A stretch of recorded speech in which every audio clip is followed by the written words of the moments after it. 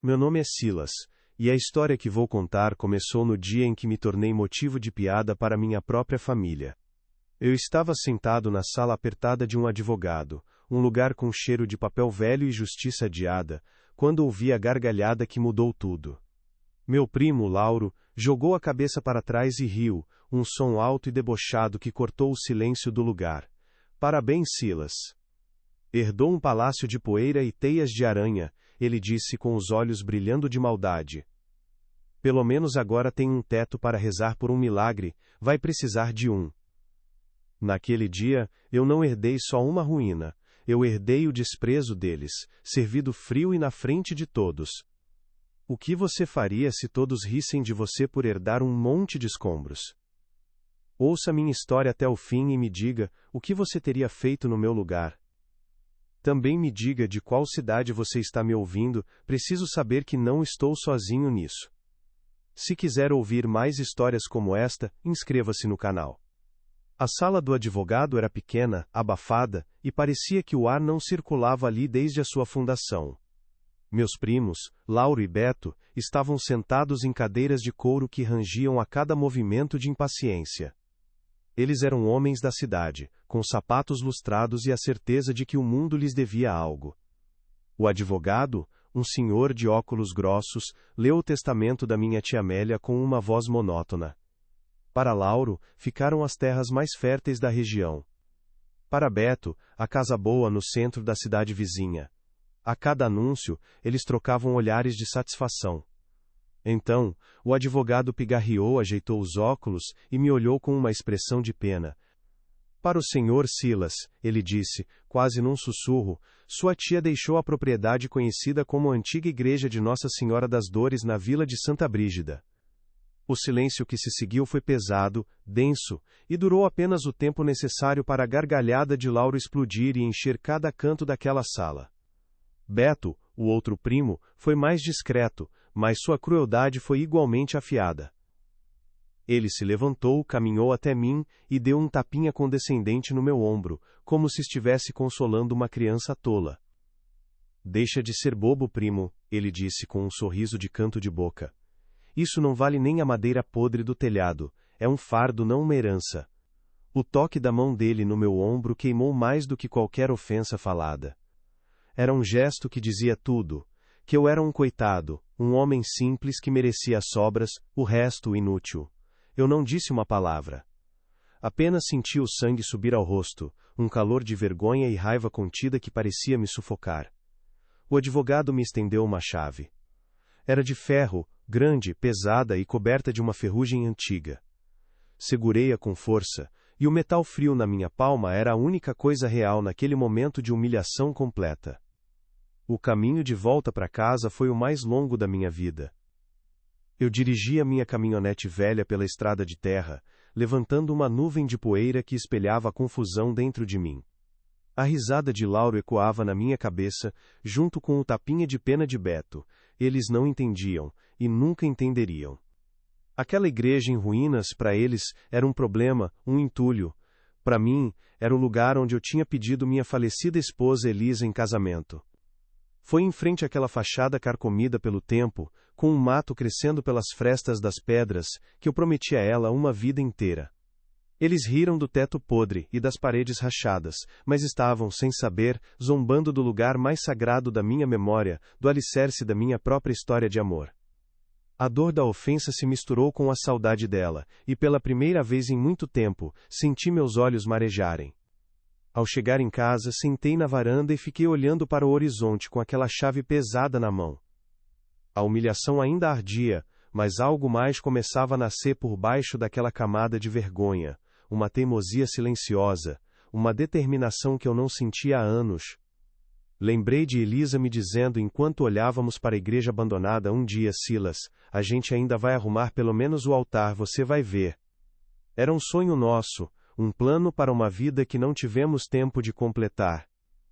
O riso dos meus primos não tinha destruído apenas a minha dignidade naquele escritório, eles tinham profanado aquele sonho.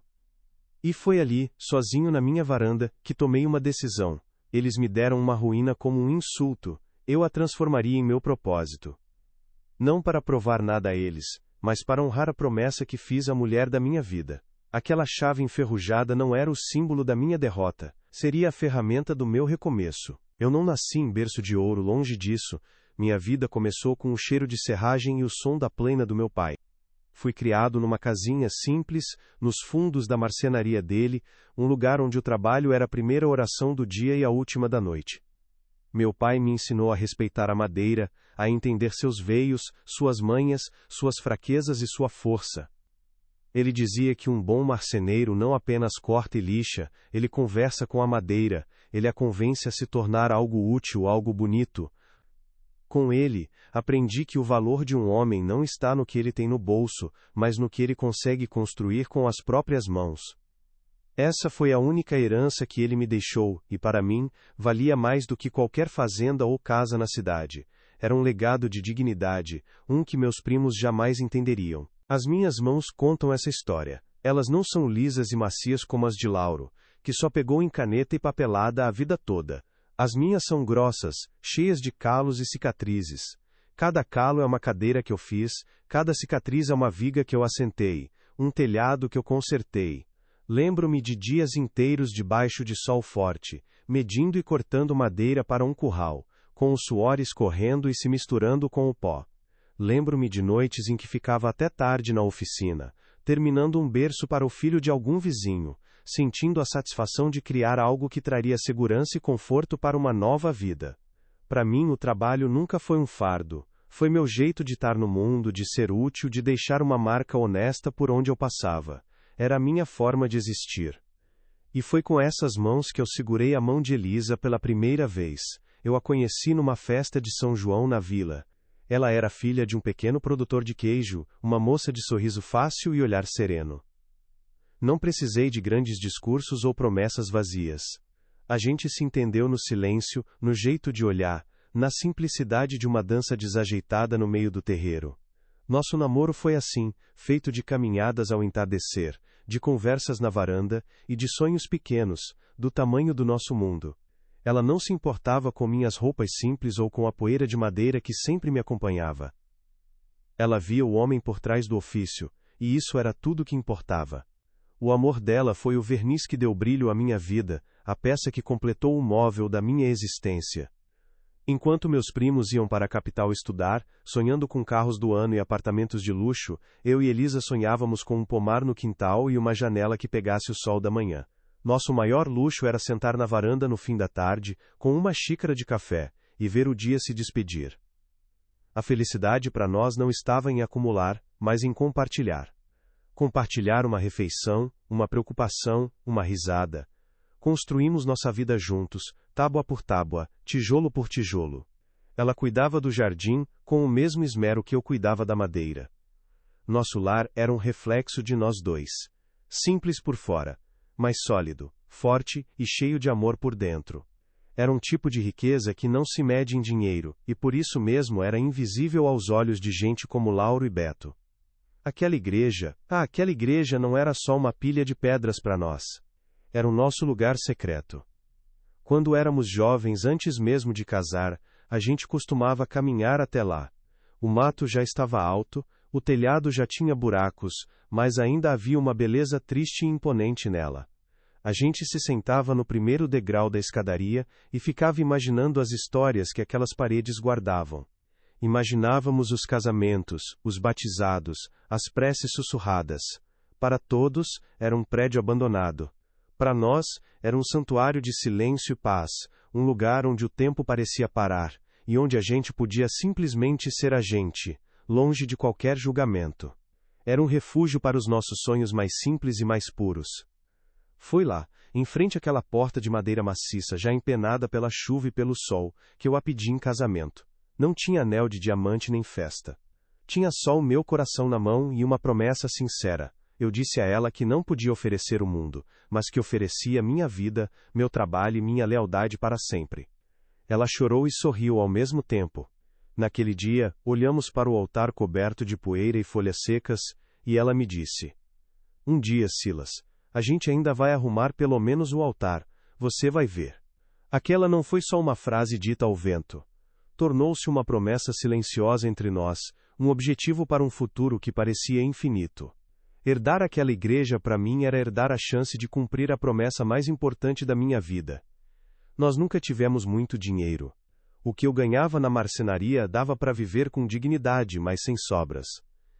Lembro de uma vez em que uma tempestade forte arrancou metade das telhas da nossa casa. A água invadiu a sala, molhou os poucos móveis que tínhamos. Eu não me desesperei. No dia seguinte, subi no telhado e, com a ajuda de Elisa, que me passava as ferramentas e o café, passei 3 dias consertando tudo. Quando terminei, exausto e dolorido, ela me abraçou e disse: "Nossa casa é forte porque quem a construiu é forte." Aquilo me deu mais força do que qualquer descanso. Nossas vitórias eram assim, pequenas, suadas e sempre compartilhadas. Cada prego batido, cada telha no lugar, era um tijolo a mais na fortaleza do nosso amor. Os anos passaram e a vida, que parecia tão generosa, começou a mostrar sua face mais dura. Elisa adoeceu. Foi algo lento, sorrateiro, que começou com um cansaço e terminou numa cama. A doença dela exigia remédios caros, tratamentos em cidades distantes. Vendi um pequeno terreno que tinha herdado do meu pai. Vendi minhas melhores ferramentas, aquelas que eram meu orgulho. Abri mão de trabalhos maiores para poder ficar perto dela, para cuidar dela em tempo integral. Meus dias de marceneiro foram trocados por dias de enfermeiro, de cozinheiro, de companheiro de silêncios longos e dolorosos. Eu faria tudo de novo 1000 vezes. O dinheiro, as ferramentas, a terra, nada daquilo tinha valor comparado a 1 minuto a mais ao lado dela. Vi o brilho em seus olhos se apagar aos poucos, como uma vela no fim do pavio. A mulher vibrante que amava cuidar do jardim agora mal tinha forças para se sentar. Mas mesmo na fraqueza ela mantinha a doçura. Às vezes, ela pegava na minha mão calejada e dizia: "Você tem as mãos mais fortes do mundo, meu amor." Eu segurava o choro, engolia um nó na garganta e sorria para ela. A dor de vê-la partir lentamente foi a madeira mais dura que já tive que trabalhar. Não havia plena que alisasse aquela angústia, não havia prego que fixasse a esperança que teimava em escapar por entre os dedos. A minha oficina ficou silenciosa, coberta de poeira, um espelho da solidão que já começava a se instalar dentro de mim. Quando ela se foi, uma parte de mim foi junto. O silêncio em casa era ensurdecedor. O cheiro do café pela manhã não era mais o mesmo. A cadeira de balanço na varanda parecia grande demais só para mim. Por muito tempo, eu apenas sobrevivi. Acordava, fazia o que tinha que ser feito e dormia. O trabalho perdeu um pouco do seu propósito. Eu ainda fazia móveis, consertava porteiras, mas era um movimento mecânico, sem a alma de antes. Faltava o sorriso dela para aprovar um trabalho bem feito, faltava a voz dela me chamando para o jantar. A vida se tornou cinza, e eu me fechei no meu pequeno mundo de madeira e saudade, um viúvo antes do tempo, carregando uma ausência que pesava mais do que qualquer viga. Meus primos nunca entenderam essa parte da minha vida. Para eles, eu era apenas o Silas, o marceneiro pobre que não aproveitou as oportunidades. Eles não viram os sacrifícios, as noites em claro, a escolha consciente de trocar a ambição pelo amor. Quando me olhavam, viam um homem que tinha fracassado segundo as regras do mundo deles. Não viam um homem que segurou a mão da sua mulher até o último suspiro, que honrou cada promessa feita. A zombaria deles no escritório do advogado não foi apenas sobre uma igreja em ruínas. Foi sobre toda a minha vida, sobre todas as minhas escolhas. Eles riram do meu luto, do meu amor, da minha lealdade. Riram da única riqueza que eu realmente me esforcei para construir. Depois que Elisa partiu, passei a evitar o caminho que levava à igreja. Era doloroso demais. Olhar para aquelas ruínas era como olhar para um retrato do meu próprio coração partido. A promessa que fizemos parecia agora uma piada cruel do destino. Como eu poderia restaurar um altar, se não conseguia nem restaurar a minha própria vontade de viver? O lugar que antes era um refúgio de paz tornou-se um monumento à minha perda, à nossa história inacabada. O mato crescia, as paredes desabavam um pouco mais a cada chuva, e eu sentia como se cada pedra que caía fosse um pedaço da minha memória se desfazendo junto. Mas, às vezes, algo me puxava para lá. Numa tarde de domingo sem rumo, minhas pernas me levaram até a velha escadaria. Sentei no mesmo degrau onde pedira Elisa em casamento. O sol se punha, pintando o céu com as cores que ela tanto amava. Fiquei ali, em silêncio, apenas sentindo a presença dela na brisa que soprava. Não havia mais dor naquele momento, apenas uma saudade mansa, uma aceitação tranquila. Foi a primeira vez em muito tempo que senti um pingo de paz. Aquele lugar, mesmo em ruínas, ainda era sagrado, ainda era nosso. E talvez, só talvez, ainda houvesse algo ali para mim. A vida me ensinou a ser paciente, a esperar a madeira secar no tempo certo, a esperar a cola firmar. Aprendi que as coisas mais fortes são construídas devagar. A minha resiliência não nasceu da força bruta, mas da capacidade de aguentar os golpes, de ver a beleza na imperfeição, de encontrar valor onde ninguém mais via. Eu era um homem de poucas palavras, acostumado a trabalhar em silêncio, a deixar que minhas ações falassem por mim. Meus primos, com suas palavras altas e risadas fáceis, nunca entenderiam a força que existe na quietude, na observação, na persistência de quem sabe que a verdadeira obra não é para ser vista pelos outros, mas sentida na alma. E agora, com aquela chave fria e enferrujada na mão, eu entendia. A zombaria deles foi o fogo que precisava para forjar de novo a minha determinação. Eles me deram as ruínas como um insulto, mas o destino, de uma forma torta, me deu a chance de cumprir a promessa que fiz a Elisa. Eles riram do palácio de poeira, mas não sabiam que, para mim, aquela poeira era sagrada, era a poeira do nosso passado, a poeira sobre a qual nosso amor foi construído. Eles me julgaram um tolo, um coitado, mas um homem que amou como eu amei, e que foi amado de volta nunca é um coitado. Ele é o homem mais rico do mundo. O que eles não sabiam é que minha vida inteira foi um treinamento para aquele momento. Eu passei décadas aprendendo a ver potencial em madeira bruta, em peças descartadas, em tábuas que outros jogariam fora. Eu sabia como encontrar a força escondida sob uma casca de abandono. Aquela igreja não era diferente.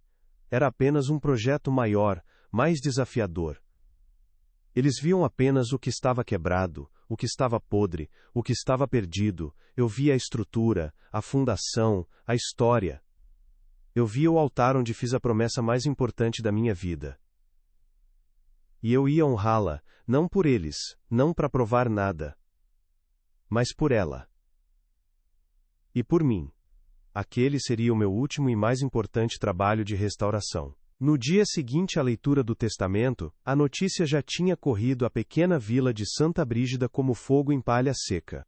Fui à venda do seu Juca comprar um pouco de querosene e uns pregos, e o silêncio que se fez quando entrei foi pesado, quase palpável. Os homens que estavam no balcão, que sempre me cumprimentavam com um aperto de mão firme, e uma piada sobre o tempo, apenas acenaram com a cabeça, desviando o olhar. Seu Juca, enquanto me atendia, não conseguiu se conter. Com um sorriso amarelo ele perguntou, e então Silas, já fez os planos para o seu castelo? A palavra castelo saiu carregada de um deboche que ele tentou disfarçar com uma tosse. Eu apenas paguei, agradeci, e saí, sentindo os olhares deles nas minhas costas, como se fossem pequenas pedras sendo atiradas. A zombaria não era mais direta e barulhenta como a de Lauro, era mais sutil, mais venenosa, espalhada em sussurros e olhares de canto. Quando eu andava pela rua principal, via as comadres nas janelas parando de conversar e me seguindo com os olhos. Se eu cruzava com alguém na calçada, a pessoa desviava o caminho como se a minha loucura fosse contagiosa. O bom dia, que antes era caloroso, virou um murmúrio rápido, dito de boca pequena. Eu, que sempre fui um deles, o Silas marceneiro, o marido da Elisa, o vizinho de confiança, de repente me tornei uma figura estranha, um caso a ser comentado em voz baixa. O meu luto, que antes era respeitado, agora era visto como o estopim da minha insensatez. As pequenas humilhações se acumulavam como a poeira dentro da igreja. Um dia, Tonho, um fazendeiro para quem eu já tinha feito muitos serviços, parou sua caminhonete ao meu lado, na estrada. Ele baixou o vidro e, com uma falsa preocupação na voz, disse, Silas, escuta um conselho de amigo, vende essa tranqueira por qualquer trocado. Compra umas cabeças de gado, faz algo que te dê futuro. Isso aí é só passado e um passado podre. Ele não esperou resposta, apenas acelerou, me deixando na nuvem de poeira e com suas palavras amargas ecoando na minha cabeça. Ele não estava me dando um conselho, estava me dizendo que eu era um tolo, incapaz de tomar uma decisão sensata. Comecei a trabalhar na igreja sozinho. O primeiro dia foi assustador. O silêncio lá dentro era quebrado apenas pelo som do vento assobiando pelas janelas quebradas e pelo rangido de madeira podre sob meus pés. O cheiro era uma mistura de mofo, morcegos e tempo parado. Olhei para a imensidão do teto esburacado, para as paredes manchadas de umidade, para o chão coberto de entulho e folhas secas, e pela primeira vez, uma dúvida fria me atingiu. Seria eu capaz? O tamanho da tarefa era esmagador. Eu estava sozinho, com ferramentas velhas e um corpo que já não tinha a força dos 20 anos. Naquele momento, a risada de Lauro pareceu fazer um sentido terrível. A minha presença constante ali virou atração. As pessoas passavam devagar na estradinha de terra, apenas para espiar o velho Silas e sua teimosia.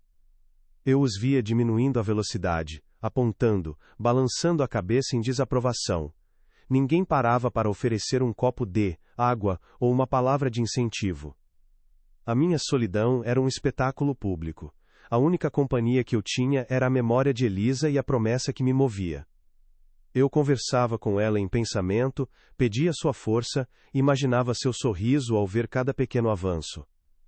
Era um diálogo silencioso que me mantinha de pé, enquanto o mundo do lado de fora me julgava e me condenava.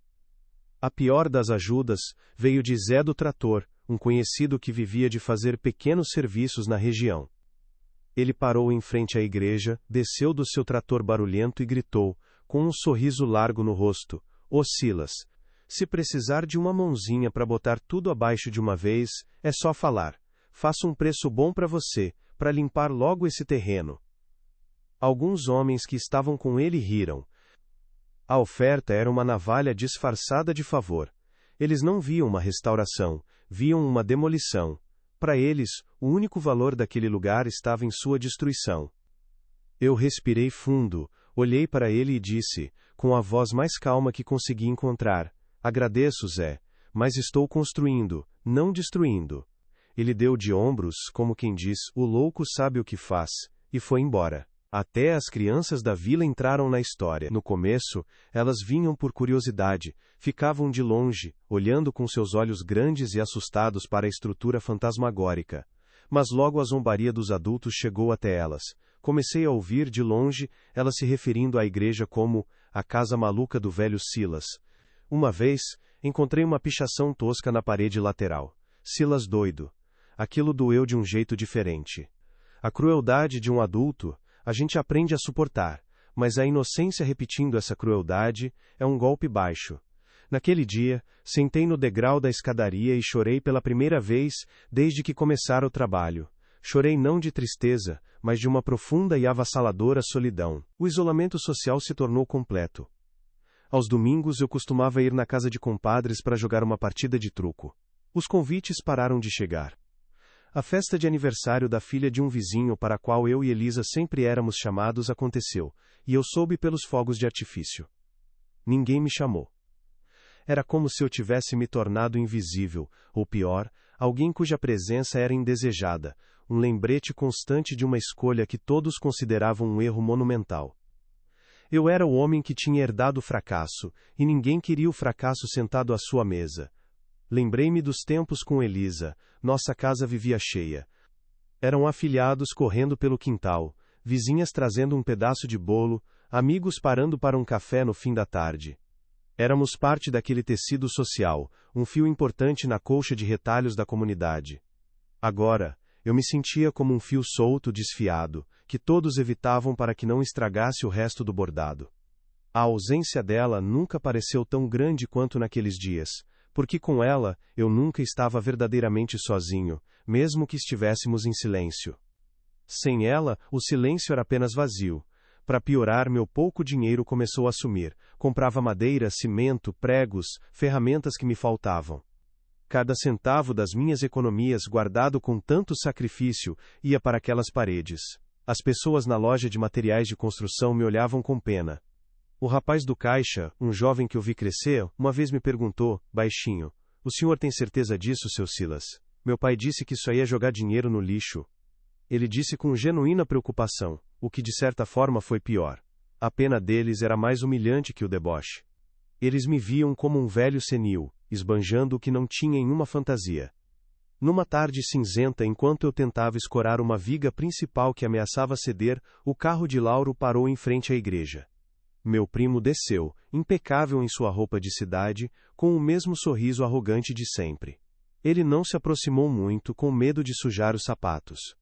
Apoiou-se no carro e observou meu trabalho por um longo tempo. Depois, disse em voz alta, para que eu ouvisse bem: vejo que o palácio de poeira continua empoeirado. Desiste disso, primo. Aceita que você não tem sorte. Vende por qualquer trocado antes que isso caia na sua cabeça. A vontade que eu tive foi de pegar o martelo e atirar na direção dele. Mas meu pai me ensinou que a dignidade de um homem está no seu controle. Eu não lhe dei o prazer de uma resposta. Apenas me virei, peguei um prego grande e comecei a martelá-lo na viga, com força. Cada martelada era uma resposta silenciosa. Pá!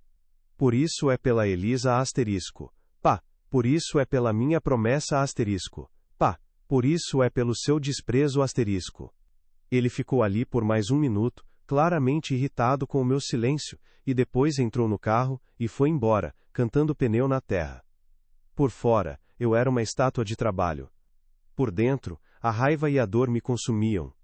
As semanas se transformaram em meses, o trabalho era lento, árduo, eu limpava uma parede, e outra parecia mais suja.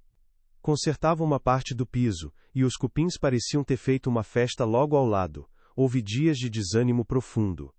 Numa noite de temporal, a chuva entrou com tanta força por um buraco, que eu ainda não tinha conseguido consertar, que inundou a área do altar. A água levou embora parte do meu trabalho de limpeza. Fiquei ali, encharcado no escuro, com a água gelada nos tornozelos, e pensei: eles estão certos, eu sou um velho tolo. Naquele momento olhei para as minhas mãos, estavam feridas, sujas de cimento e graxa, as unhas quebradas.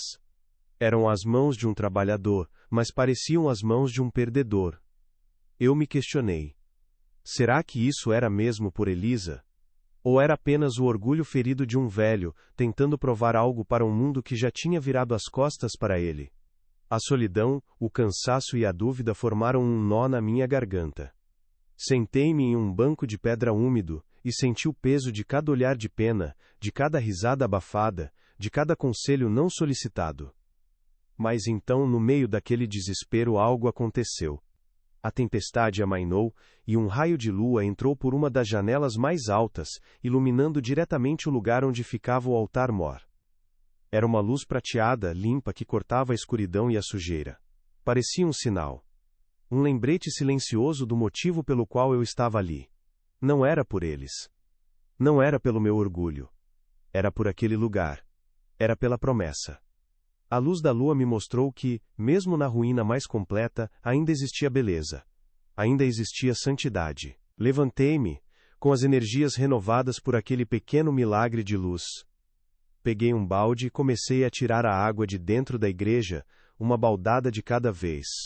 Trabalhei a noite inteira, em silêncio, movido por uma nova certeza. Eles podiam me ver como um louco, podiam rir, podiam me isolar, não importava mais. A minha conversa não era mais com eles, era com aquelas paredes, com a memória da minha esposa e com o Deus silencioso que parecia habitar aquele lugar abandonado. Eu tinha encontrado o meu propósito no exato lugar onde todos os outros só viam o meu fim. O ponto final da minha antiga vida social veio algumas semanas depois. Fui ao armazém da cidade vizinha comprar um saco de cimento e ouvi 2 senhoras, que me conheciam desde criança, conversando em um corredor. Elas não me viram. Uma disse para a outra: coitado do Silas. Depois que a Elisa se foi, ele nunca mais foi o mesmo. Perdeu o juízo de vez, gastando o que não tem com aquela igreja caindo aos pedaços. A outra concordou, com um suspiro de pena: é a dor, minha amiga. A dor às vezes deixa a pessoa assim, fora da realidade. Naquele instante, tudo ficou claro. Eles não me viam como um homem teimoso ou orgulhoso. Eles me viam como uma vítima, um coitado que a dor tinha enlouquecido. A minha dedicação era, aos olhos deles, um sintoma da minha fraqueza, do meu luto mal resolvido. Saí do armazém sem comprar nada, caminhei de volta para minha caminhonete e, ao sentar no banco do motorista, não senti raiva nem tristeza. Senti uma libertação estranha. Eu tinha me tornado oficialmente o velho tolo com a propriedade inútil. E pela primeira vez eu aceitei aquele título. Se ser tolo era lutar por uma promessa de amor, então eu seria o maior tolo que aquela vila já conheceu. A opinião deles não era mais um peso. Tinha se tornado irrelevante. O meu foco, desde o início, sempre foi o altar. Era o coração da igreja, o lugar da promessa. Depois de meses limpando o entulho principal, escorando as paredes e tapando os buracos maiores do telhado para que a chuva não estragasse mais nada, eu finalmente pude me dedicar a ele. Estava uma lástima.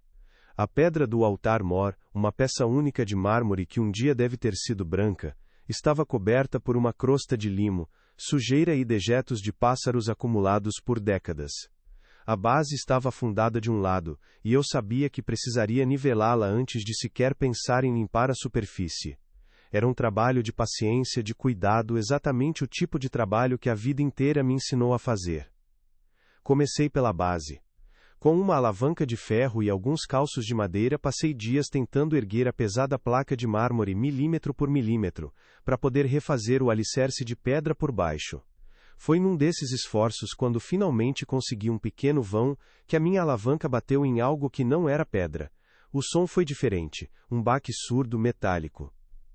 Estranhei. Cutuquei com a ponta da ferramenta e senti que algo estava oco por trás de uma das pedras da fundação.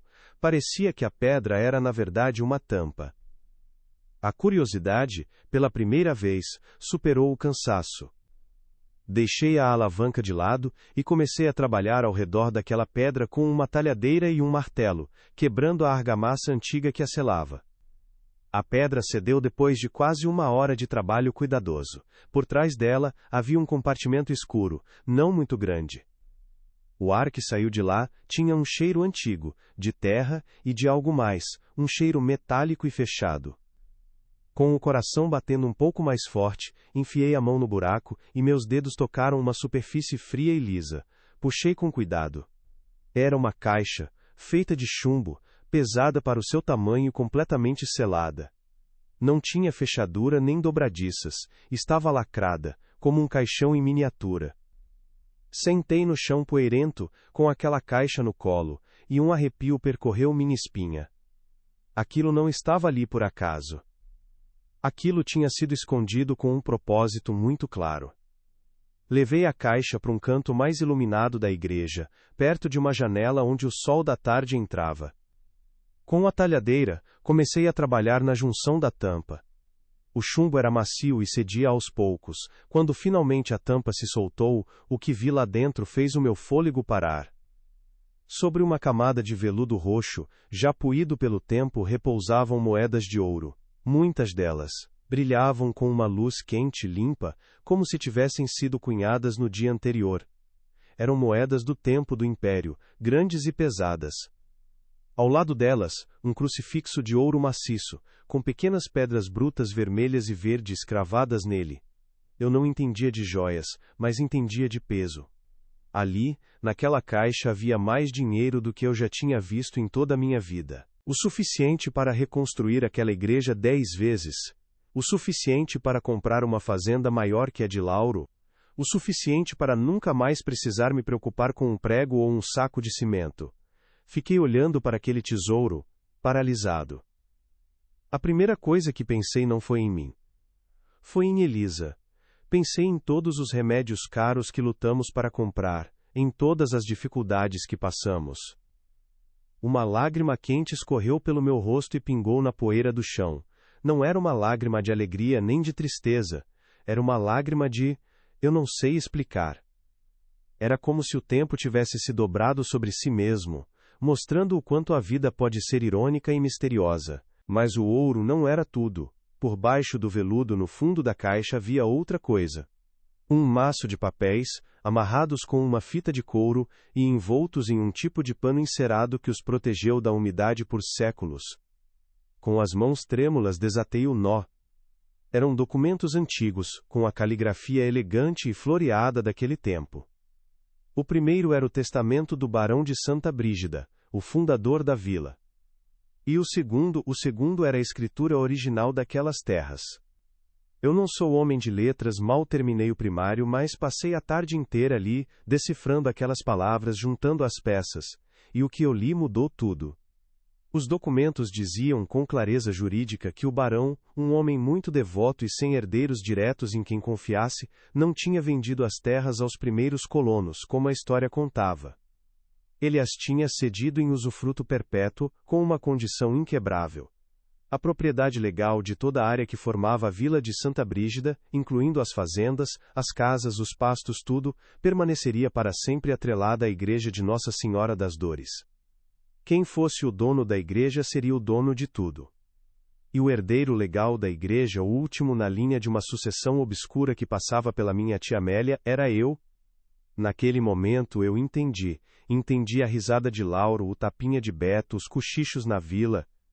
Eles riam de mim, o herdeiro de uma pilha de escombros, sem saber que estavam na verdade vivendo de favor na minha propriedade. A fazenda de Lauro, a casa que Beto herdou na cidade vizinha, que também ficava dentro dos limites da antiga Sesmaria, até a venda do seu Juca, tudo aquilo no papel era meu. Senti uma vertigem, uma sensação de poder tão imensa e silenciosa que me deixou sem ar. Eu não era o tolo que herdou a ruína. Eu era o rei silencioso de um reino que nem sabia que existia. E então, como um relâmpago, lembrei da minha tia Amélia. Ela era uma mulher reclusa, estranha, que pouca gente visitava. Mas ela sempre teve um carinho especial por mim e por Elisa. Na última vez que a vi, poucas semanas antes de ela falecer, ela segurou minha mão com sua mão fina e ossuda, me olhou com aqueles olhos fundos que pareciam ver através da gente, e disse uma coisa que na época eu não entendi. Ela disse: Silas, o mundo valoriza o que brilha, mas o verdadeiro valor está escondido na pedra bruta. Cuide da casa de Deus. Um dia, ela cuidará de você de um jeito que ninguém espera. Ela sabia. De alguma forma ela sabia do segredo. E ela não o confiou aos primos ambiciosos e materialistas. Ela o confiou a mim, o marceneiro simples, o homem que ela sabia que amava aquele lugar, não pelo que ele poderia valer, mas pelo que ele significava. Ela não me deu uma ruína como um fardo, ela me deu uma chave. A chave para um segredo, a chave para a justiça, a chave para a minha própria dignidade. A herança não era a igreja em si, mas o que estava escondido dentro dela, esperando por alguém que tivesse a paciência e o amor para encontrá-la. Eu passei o resto da tarde sentado no chão da igreja, com o ouro e os documentos à minha frente. O sol se pôs, e a escuridão encheu o lugar, mas eu não acendi nenhuma lamparina. Fiquei ali, no escuro, sentindo o peso daquela revelação. Eu poderia ir até a cidade, contratar o melhor advogado e tomar posse de tudo. Poderia humilhar Lauro e Beto. Poderia despejar cada pessoa que zombou de mim. O poder para fazer isso estava ali, na minha mão, em papéis amarelados pelo tempo. A vingança seria total, completa, devastadora. Mas eu olhei para o altar. Olhei para o espaço vazio onde eu sonhava em ver as flores que Elisa plantaria. E pensei nela. Pensei na sua bondade, na sua serenidade. O que ela diria se me visse usando aquele poder para causar dor, para me vingar? Ela não aprovaria. A nossa promessa não era sobre poder ou riqueza. Era sobre restaurar a beleza, sobre honrar a fé, sobre cuidar de um lugar sagrado. A vingança mancharia tudo isso. Transformaria o meu ato de amor em um ato de ódio. E eu não permitiria isso. Então ali mesmo, no escuro, eu tomei a minha decisão. Guardei os documentos de volta no pano encerado e os escondi num lugar seguro, onde ninguém jamais os encontraria. O ouro, eu usaria. Usaria uma pequena parte dele para fazer exatamente o que eu vim fazer, restaurar a igreja. Mas eu faria isso do meu jeito, em silêncio. Sem que ninguém soubesse de onde veio o dinheiro. A restauração não seria mais um ato de teimosia de um velho tolo. Seria o meu segredo, a minha justiça silenciosa. Aqueles que me humilharam continuariam a viver em suas casas, em suas terras, na mais completa ignorância. Eles nunca saberiam que o chão que pisam pertence ao homem que eles desprezaram. Eles nunca saberiam que a sua segurança e o seu status dependem unicamente do meu silêncio. E essa para mim era a maior das vitórias, não uma vitória barulhenta, de confronto e humilhação, mas uma vitória quieta, profunda e definitiva. O poder não estava em usar a verdade, mas em conhecê-la, e em escolher a paz, em vez da guerra. Levantei-me do chão, sentindo um peso ter saído das minhas costas, o peso da opinião dos outros, o peso da humilhação, tudo isso desapareceu. Eu não era mais o Silas coitado, o louco da igreja, eu era o guardião de um segredo, o protetor de uma história. Eles podiam continuar com suas risadas e seus cochichos. Não me atingiam mais. Eu tinha algo que eles nunca teriam. Um propósito verdadeiro e a consciência tranquila de quem faz a coisa certa, não para ser visto pelos outros, mas porque é o certo a se fazer.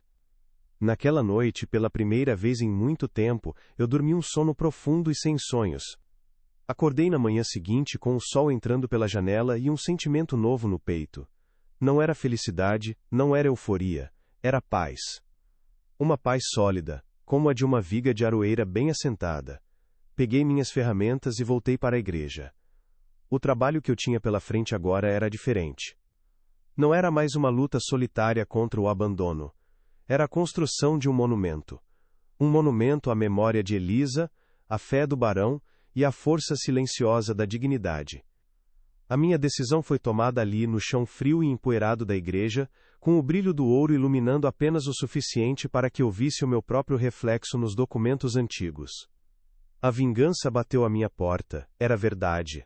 Eu podia sentir o gosto dela na boca, um gosto amargo e poderoso. Eu poderia esmagar Lauro e Beto. Poderia me tornar o senhor daquela vila, o dono de tudo, e fazer com que cada pessoa que zombou de mim se curvasse, não por respeito, mas por necessidade. Mas quando olhei para o altar não vi meus primos, vi o rosto de Elisa. Ouvi a voz dela me dizendo que nossa casa era forte porque quem a construiu era forte. E um homem forte não usa sua força para destruir, mas para construir. A verdadeira justiça não era me rebaixar ao nível deles, mas me erguer acima da ofensa, usando o que encontrei para honrar a promessa que me trouxe até ali. O silêncio seria minha resposta, a beleza seria minha vitória. O meu plano foi simples e silencioso. Escondi os documentos e a maior parte do ouro num buraco que cavei sob o piso da minha própria casa, um segredo que morreria comigo. Com algumas moedas fiz uma viagem discreta para a capital. Lá, procurei por homens que entendessem de arte e de restauração, não apenas de construção. Contratei uma pequena equipe de artesãos, gente que trabalhava com pedra, madeira e vitrais como se fossem poetas. Eu disse a eles que era uma promessa de família, uma herança que eu queria honrar. Paguei bem, em dinheiro, e pedi apenas uma coisa: discrição. Eles vinham de longe, chegavam cedo e saíam tarde, em uma caminhonete sem identificação. Para o povo da vila, a restauração da igreja se tornou um mistério. Ninguém entendia de onde vinha o dinheiro. As teorias eram as mais malucas, que eu tinha vendido a alma, que tinha feito um pacto, que estava me endividando até o pescoço por pura loucura. Eu ouvia tudo e não dizia nada. Apenas trabalhava ao lado deles, aprendendo, ajudando, vendo meu sonho tomar forma. A transformação foi lenta, mas magnífica.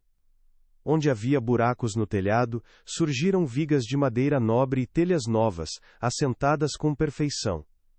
As paredes de pedra foram limpas, rejuntadas, e a sua cor original, um tom de areia quente, voltou a aparecer sob décadas de sujeira. As janelas quebradas deram lugar a vitrais coloridos, feitos por um mestre que trouxe de volta os desenhos originais a partir de fragmentos que encontramos. O altar de mármore que eu mesmo fiz questão de polir à mão por semanas, voltou a brilhar com uma brancura que parecia acumular toda a luz do sol. E, no dia em que instalamos o sino novo na torre reconstruída, o seu primeiro badalar soou pelo vale como um anúncio. Não um anúncio de riqueza, mas um anúncio de que a fé, a beleza e a dignidade tinham voltado para aquele lugar, a ruína tinha se tornado uma joia. Meus primos, Lauro e Beto, passavam de carro pela estrada e diminuíam a velocidade, com os olhos arregalados, sem conseguir acreditar no que viam. Eu os observava de longe, via a confusão, a inveja, a raiva mal disfarçada em seus rostos. Eles não conseguiam entender. Como, o tolo, o coitado, o herdeiro do lixo tinha conseguido aquilo? A riqueza deles, suas terras férteis, sua casa na cidade, de repente pareciam pequenas, sem brilho, perto da beleza imponente daquela igreja. Eles nunca souberam, e nunca saberão, que a terra que eles pisam com tanta arrogância não lhes pertence. Que o seu status, a sua segurança, repousa sobre a minha decisão de permanecer em silêncio. Eles vivem de favor na propriedade do homem que humilharam. Não há humilhação maior do que essa, uma humilhação que eles próprios se impõem todos os dias, com a sua própria ignorância. No fim, a minha dignidade não foi restaurada por uma vingança ou por uma aclamação pública. Ela foi cimentada no meu silêncio, na minha escolha. O verdadeiro valor daquela herança não estava no ouro ou nos documentos. Estava na jornada. Na poeira que respirei, no suor que derramei, na solidão que enfrentei e na promessa que cumpri. Eles me julgaram pelo que eu parecia ter, uma ruína. Mas o que eu realmente tinha era algo que o dinheiro deles jamais poderia comprar. Um propósito que me deu paz, e uma história de amor que se tornou eterna em cada pedra daquela igreja. Eu não precisei provar nada para ninguém, apenas para mim mesmo. E, de alguma forma, eu sei que Elisa, onde quer que esteja, está sorrindo. O altar, finalmente, estava arrumado. E a minha alma, também.